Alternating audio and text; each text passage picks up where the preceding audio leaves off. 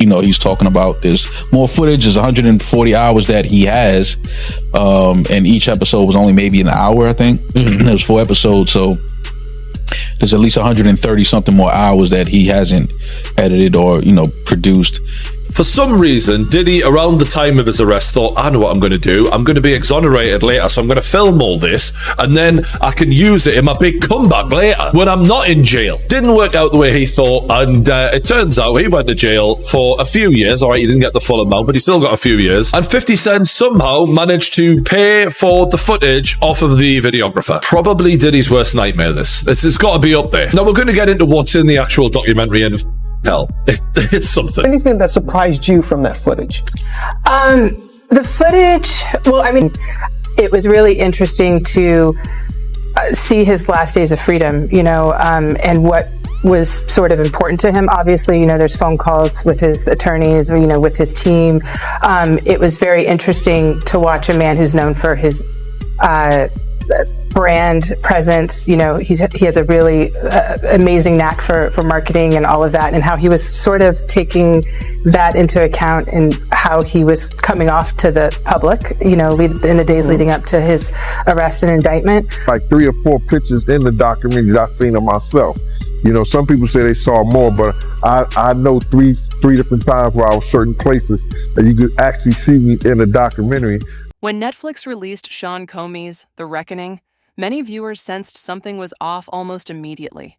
The subject matter was heavy, the allegations were serious, the timeline was deeply unsettling, and yet there was a quiet feeling that something was missing.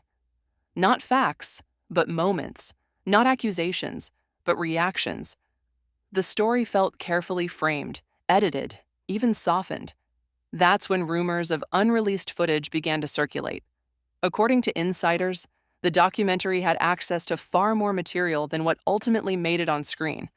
Footage that didn't just explain what happened, but captured how Diddy reacted as everything around him began to collapse.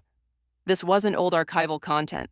It was filmed just days before his 2024 arrest, at a moment when pressure was at its peak. While what makes the situation even more unusual is who stood behind the documentary: 50 Cent, a longtime rival who has never hidden his feelings, and Gene Deal, a man who once stood beside Diddy for years.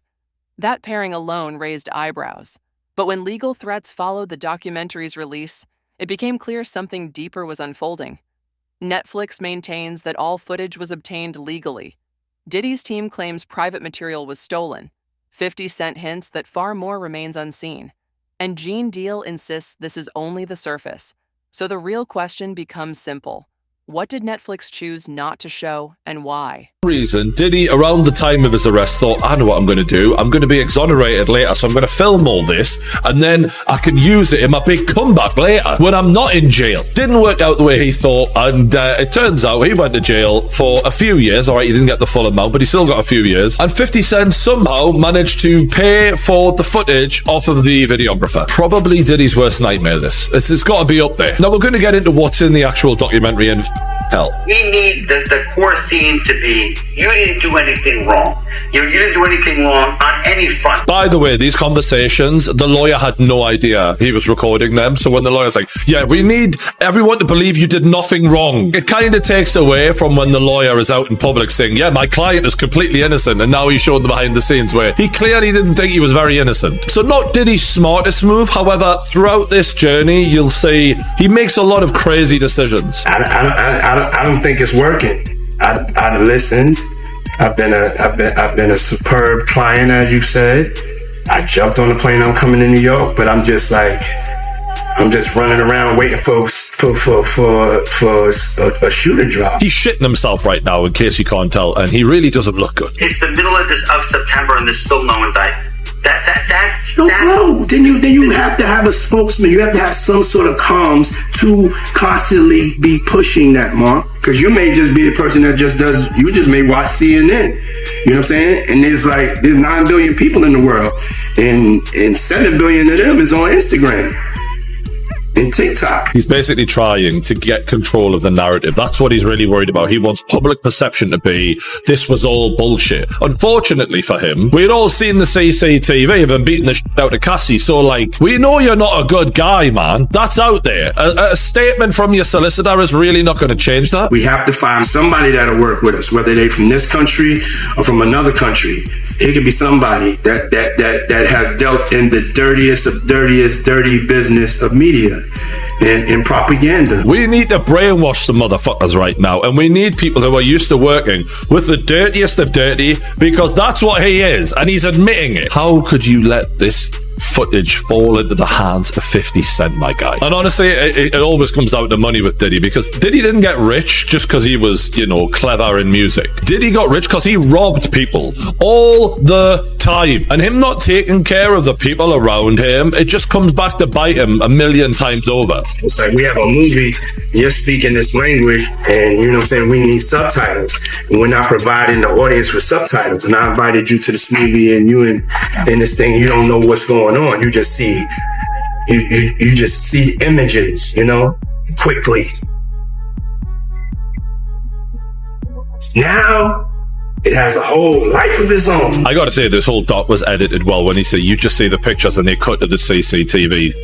Well done, 50. You nailed that, son. If you're gonna take him down in style. So you get a clear window from the jump here into Diddy's psyche. He doesn't give a about Cassie or any of these girls. He doesn't give a about anyone. It's save yourself mentality, and it's crisis mode. And you can see on his face, like, we know he's got a problem. This is at an all-time high of his taking, surely, because he is stressed. The most talked about footage centers on the final days leading up to Diddy's September 2024 arrest. This was not a man unaware of the danger around him. This was someone who knew the walls were closing in. Now, cameras reportedly followed him through meetings, phone calls, and private moments that were never meant to be seen by the public. One clip, now widely discussed, shows Diddy in a hotel room speaking on speakerphone with his lead attorney. His voice is low and controlled, but his words carry weight. He admits they are losing, not struggling, not delayed losing. That single admission changed everything. Powerful figures rarely speak that way unless their options are disappearing. According to reports, the conversation quickly moves beyond legal defense and into reputation management. There are discussions about controlling the narrative, shaping public perception, and turning to people experienced in the darkest corners of media manipulation. This is why Diddy's legal team responded so aggressively. And they argue these were private strategy discussions, never intended for public release. They claim the footage crosses a line. Netflix disagrees. So does 50 Cent. What makes this footage especially unsettling is not just what is said, but when it is said. It was recorded before the arrest, before the handcuffs, before the courtroom. It captures raw awareness, the realization that power, money, and silence may no longer be enough. And once viewers understand that this footage exists, it becomes difficult to believe what appeared on screen was the full story. One of the biggest mysteries is how this material ever left Diddy's control. According to reports, he had been working on a personal documentary, filming himself extensively. He wanted his own version of events preserved, possibly for future release or to protect his image. 50, how'd you get it, and what does that scene show? Well, I mean, you know, you're a journalist, Harvey. Harvey, you would not disclose your sources. We usually don't. Yeah, but I got it. Yeah. What he said.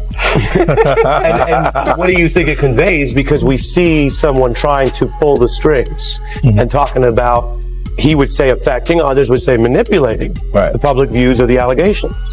I think that, you know, one big theme of the series is to go behind the scenes to really understand how brilliant you could say Sean Combs is at marketing, at owning his narrative, controlling the narrative at all times. And so why would that stop, you know, when his life is on the line? So I think that, you know, on its face, that's what it is. But as you get deeper in the film, you start to realize, you know, perhaps how some of these tactics, you know, how they really came to present themselves, you know, during the trial. You show that, his abilities, his early rise. Right. Alexandra, you also give time to victims of the alleged abuse. Some of the cases are in different procedural postures. And you show victims who were women and men. Why is that important? Because, victims of sexual assault, sexual violence, gender should not be a part of that conversation. When you are a victim, you are a victim. And I think that, this series was a platform in a way for these alleged victims to come forward, give their truth, put context to their situations when so much of it was ripped out, and we just the world was going for the salacious headlines, and they really had the time to tell their story. Yeah, and the film takes us way behind the PR or propaganda machine. You see Diddy the day he's finding out about new suits against him while he's in New York preparing for a possible criminal. Though it was never stated openly, Diddy's plan quietly collapsed behind the scenes. Contracts remained unfinished. Payments were delayed, trust eroded. And when trust breaks down, footage becomes leverage. Sources claim the videographers, uncertain of their legal position and frustrated by broken agreements, ultimately sold the material. That is where 50 Cent's production team allegedly entered the picture. 50 Cent has never confirmed the details, but he has never denied knowing what exists either. Instead, he teased it. Cryptic online posts, dark jokes, subtle hints that he had seen things others hadn't. This wasn't accidental. It was pressure, psychological pressure. Netflix continued to stand by its claim that the footage was obtained legally. But legality doesn't erase discomfort, especially when the material captures a powerful figure unraveling in real time. Once the footage changed hands, the balance shifted. Control was gone. Editing power belonged to others. And suddenly, a man who once commanded entire rooms could no longer control his own image. That loss of control is what makes the unreleased footage so dangerous. 50 didn't have the power to do anything, but they used his name to push the whole documentary. And that's what it was about. So that's why you don't see a cameo other than the pictures they used of me on the film in the documentary. I got 3 or 4 pictures in the documentary that I seen of myself. Some people say they saw more, but I know three different times where I was certain places that you could actually see me in the documentary, and that's the only thing you're gonna get. But the stories that they told in the documentary, bruh, come on. They could have went a whole lot deeper. They could have did a whole lot more. So I ain't in the documentary because that lady that was the director, I think, what's her name? Alex, Alex Steak, you know her name, Mighty? Yo, Mighty, just give me 1 second. Give me 1 second. I'm gonna look this up, all right? Okay. Her name is Alex Stapleton. The director that I spoke to was Alex Stapleton. She was the one who told me that she was the director, she was the producer, whatever, this, that, and the third, the whole 9 yards, and she was talking mad greasy to me. And listen here, it's no my after you talk that kind of talk to me, it's no amount of money she could have paid me anyway for me to get in there. My story is more too valuable, getting in the depth or getting in depth with this whole stuff, and it would have helped that documentary a whole lot. You know what I'm saying? In actually, they used all the stuff that I told them and did it the way that I was saying do it. Tim Dog started off with the childhood with Puff and the whole 9 yards. Kirk Burrows do the business part, but they was trying to put people in there like Mark Curry and other people to talk about the streets or what was going on, a certain thing. But Mark can only say so much, what I'm saying, because he was an artist. So he wasn't with Puff like I was with him during that time when we was running back and forth here and there and the whole 9 yards. So, Miss Alex Stapleton is the one reason why I'm not in the documentary, but it's all right with me. I've been in a lot of documentaries. I did The Shine, I did the A&E, I did the Discovery Channel, I did the Fox. I've been in a whole lot of different documentaries. And I'm always on the art of dialogue. So the people been getting most of the information from here anyway. Yeah, man, you always on here, man. Always got to bring you on. So with that being said, man, I want to get right into the documentary, man. How you feel about the documentary, man? The behind the scenes footage. They got a Diddy leading up to him getting arrested. How you feel about all that, man? Well, what I feel about the documentary, they left a whole lot of key things out. If they was going to do something and they're going to say in the reckoning of Sean Combs, the reckoning, or Diddy, the reckoning and stuff like that, it should have been a lot of people that we lost because of him. You know what I'm saying? It wasn't only Big. It wasn't only Tupac. You understand? For the atmosphere that he put those kids in. You got a guy named Anthony Wolf Jones, who was from Bad Boy, from its conception, is doing security and being one of the financiers of Puff having to have some money to keep Big and Craig Mack around before he got to Clyde Davis. You know what I'm saying? They wasn't able to tell that story because they didn't have no intel on that story or what went down, or they didn't do their investigation. Gene Deal's involvement gave the story a different kind of weight. As Diddy's former bodyguard, he has repeated one claim again and again. Nothing around Diddy happened without cameras. According to Gene, recording was routine. Meetings were filmed. Events were documented. Even moments meant to feel private often weren't. Not for safety, not for memories, but for control. Gene has hinted that Diddy believed documentation was protection, evidence of consent, evidence of presence, evidence of power. But documentation cuts both ways. Once it exists, it can outlive loyalty. When Gene Deal spoke about unreleased footage, he didn't sound shocked. He sounded unsurprised, almost calm, as if he had been waiting for this moment all along. Everybody want to say that 50 Cent did the whole documentary. He was responsible for doing the whole documentary, what goes in there, what goes out of there. And I don't believe that. And I don't believe that he's responsible for everything that goes in there. I don't believe he's responsible for everything that goes out of there. Guys want to say that he's snitching, you know what I'm saying, because he's telling his truth about what went down and what he saw or what he heard or whatever like that. I don't know how to love my enemy. And if I gotta put out the truth about something that he was doing and it's wrong, and that was wrong, I don't have no problem with that shit. Not a problem at all.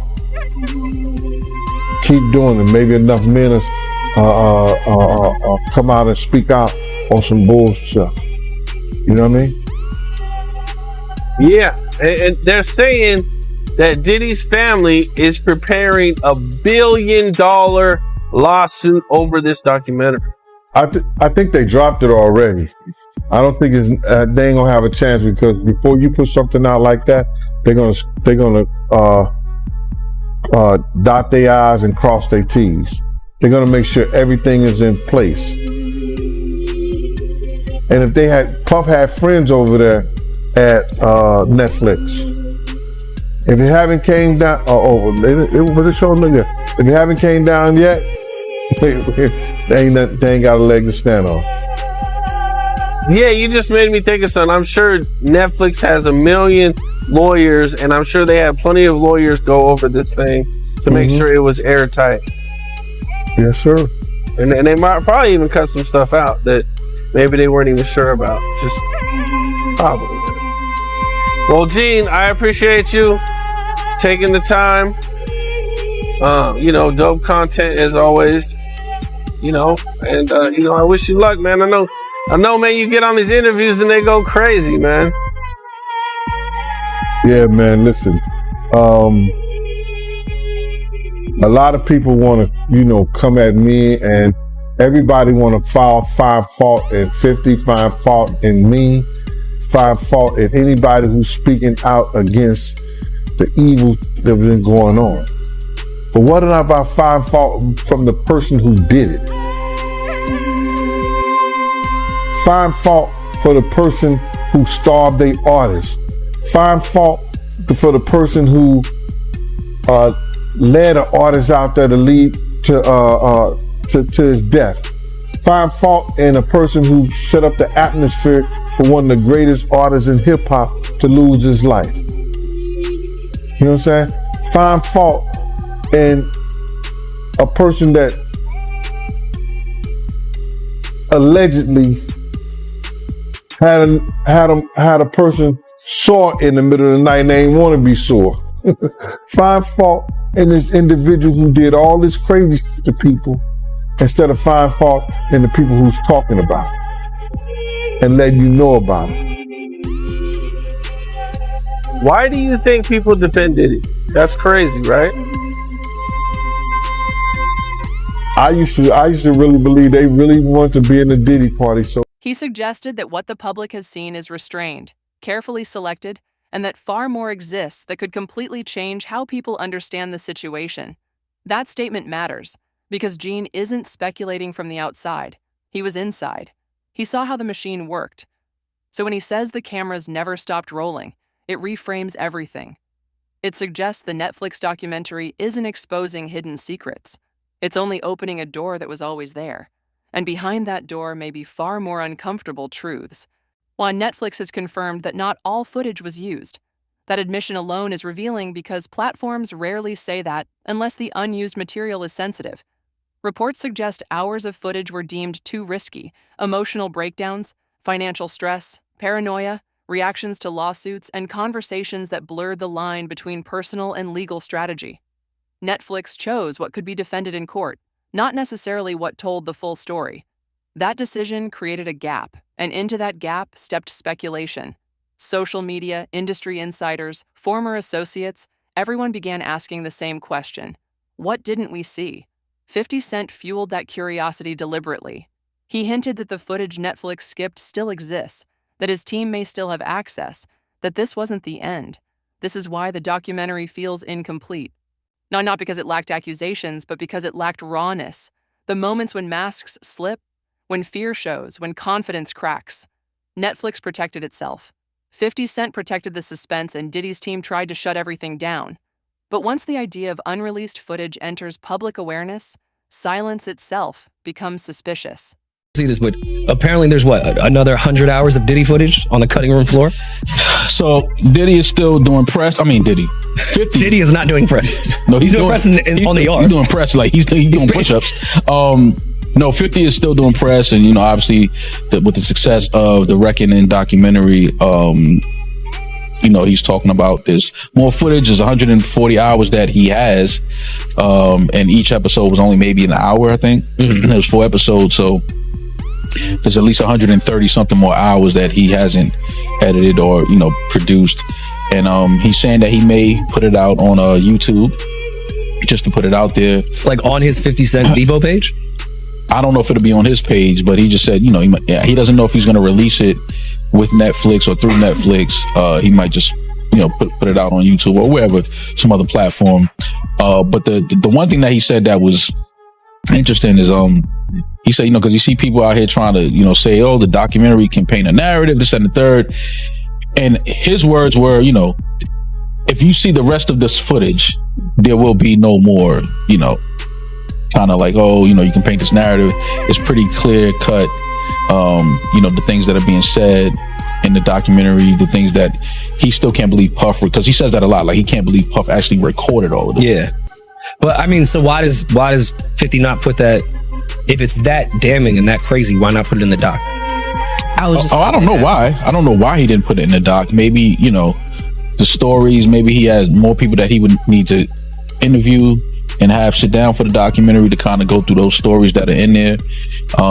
It could be a number of reasons, but the fact that he has over 100 hours of footage of personal footage and things like that leading up to the case, because the story is Puff felt like he was going to win the case, and that this was going to be footage for his documentary that he would have released, Redemption, after the trial was done and things like that. So the amount of things that he probably was recording, just going off of the fact that he felt like they were going to win the case. Yeah. And this is my footage and these guys aren't going to put it out. Yeah. Like, all the crazy we're going to take out. Right. But I mean, even I did see who I think was the director of what Diddy was trying to do had mentioned that he was on vacation or was out of town and had someone fill in for him.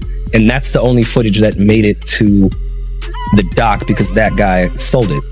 So maybe that director didn't pay the person to fill in, so he owned the footage and was able to give it away.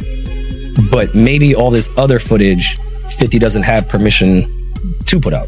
Like, okay, he could have it, but the director's like, no, this is my footage. Like, you got the other because I had my man's fill in for me for 3 days, and he has that footage now. Right. So maybe that could be it. But I mean, I don't know. I feel like 50 is so petty that if it was that crazy, he would have just put this in the doc. But who knows? I don't even want to speculate what is on the 100 hours. Yeah. After Lil Rod telling me what was going on, I don't know if I want to see it visually. I mean, you know, and for 50 to say the footage that's on there is it leaves no more room for, you know, people to kind of say, oh, you know, the narratives are being created, it's false. For 50 to say that, I mean, you know, we can only imagine the footage that he. What makes the unreleased footage so dangerous isn't just what it reveals about Diddy. It's what it suggests about the industry as a whole. Because if one powerful figure documented himself this extensively, it raises an uncomfortable question. How many others did the same? For years, cameras in elite spaces weren't just for memories. They were currency. Footage created loyalty. It enforced silence. It generated fear. People behaved differently when they knew everything was being recorded, even if they didn't fully understand why. If the unreleased material truly captures legal strategy, emotional collapse, and behind-the-scenes maneuvering, then it becomes more than personal evidence. It exposes how power operates when it feels threatened, not through public statements or polished interviews, but in raw, private moments. That is why legal teams react so aggressively. Documentary on Diddy, and you and 50, what's going on between both y'all? Me personally, the documentary was incredible, man. You know, shout out to 50, man, but I know you and 50, y'all got something going on, man. Indeed. So originally, when I heard about the reckoning of Sean Diddy Combs documentary that was produced by 50 Cent, I wasn't going to watch it. And I wasn't going to watch it because, quite frankly, I had grown a little tired of the Diddy case. You know, I had followed it, I had studied it, I had researched it. And at this point, the man was sentenced to 50 months in jail, I believe the time was that the feds gave him. There really wasn't much left to talk about. Everything had already been put out there, all the hours of testimony, hundreds of hours of court proceedings. There was nothing else to talk about as far as I was concerned. And then people kept texting me. They said, Dr. Umar, you got to see this, you got to see this, you got to see this. So one night, I can't go to sleep, and I decided to go ahead and watch it, and I watched all the episodes. I will say that it appeared to be very well researched from the point of view that 50 Cent wanted to portray. I don't think it was balanced in that you didn't hear anything positive at all about the man, when in fact, despite the horrendous deeds, which cannot be excused at all, I still think it would have been a little bit more credible if it was a little bit more balanced. But with that being said, the documentary was done. And after watching it, well, the first thing I'm going to say is 50 Cent does a good job with documentaries. Putting the fact that I did not appreciate a black man kicking another black man who's already down, putting that to the side, he did a good job with the documentary. Like, I could see 50 Cent doing more of these. Now, I was on a stream here in Philly a couple weeks ago with a young brother, and the question came up, and I said that, in my opinion, watching that documentary was an exercise in self-hatred, because it was. Whenever black people tear down black people, especially when they've already been torn down, it's self-hate, because we never show that energy with no other community. We have been done wrong so much and so often by Caucasians, and yet we never do a documentary on them. Do you realize, Art, there hasn't been a single documentary done on the police who have unalived all of these innocent, unarmed black people? Where's the documentary on the police officer who killed Tamir Rice? Where's the documentary on the police officers who murdered Breonna Taylor? Where's the documentary on the police officers who murdered Sonia Mancy or Sandra Bland or Freddie Gray or Philando Castile or Alton Sterling or Amir Pope? Look at all of this. This isn't just about one client. It's about precedent. Because if footage like this can surface, then years of carefully managed reputations suddenly become fragile. Industry insiders understand that. That's why reactions have been so quiet, why statements are so vague, why former allies distance themselves without explanation. Silence isn't confusion. Silence is calculation. The fear isn't that people will judge past actions. The fear is that cameras captured truths that were never meant to be acknowledged publicly. Conversations that reveal how narratives are shaped, how accusations are managed, and how influence moves behind closed doors. If that footage ever surfaces in full, it doesn't just change one story, it forces an entire system into the light. And that is what truly frightens them.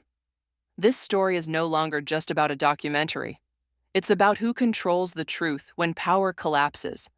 Cameras were once used to protect an image. Now those same cameras may be the very thing that exposes it. 50 Cent had a right to make that document. If Puffy did to that woman that 50 used to date, the things that people claim he did, and allowed to be done to her, even with her permission, you don't do that as a black man. That is conduct unbecoming a black man, and I would have to say that Curtis 50 Cent Jackson was justified in making a documentary art. Because if I was him, if I was in 50's shoes, I might have done a documentary too. You feel me? I'm going to be honest. You do that to my baby mom, even if I don't like her no more, even if I'm not on good terms with her no more, no matter what we've been through, you knew that was my baby mom. You knew that was my girlfriend. And you do that? You have her doing all this with you and other people, and you know that was my shorty at one time? Bro, that's a complete violation of the G Code art. So with that being said, 50 Cent had a personal reason to do that documentary, and I can't say he's wrong for it. Now, with that being said, Art, watching that documentary, I came to three conclusions. Number one, black people are hypocrites. We are probably the biggest spiritual hypocrites in America. And I'm going to say that, Art, because we are the most spiritual people in America. We are the most religious people in America. We brought religion to America. We gave it to the world. But the reason I say black people, after watching that documentary, have to be the biggest spiritual hypocrites in America, is I'm seeing all these people. And I'm not talking about everybody. I want to be clear. I'm not talking about everybody. 50 Cent and Gene Deal didn't just bring footage forward. They challenged the idea that influence guarantees silence.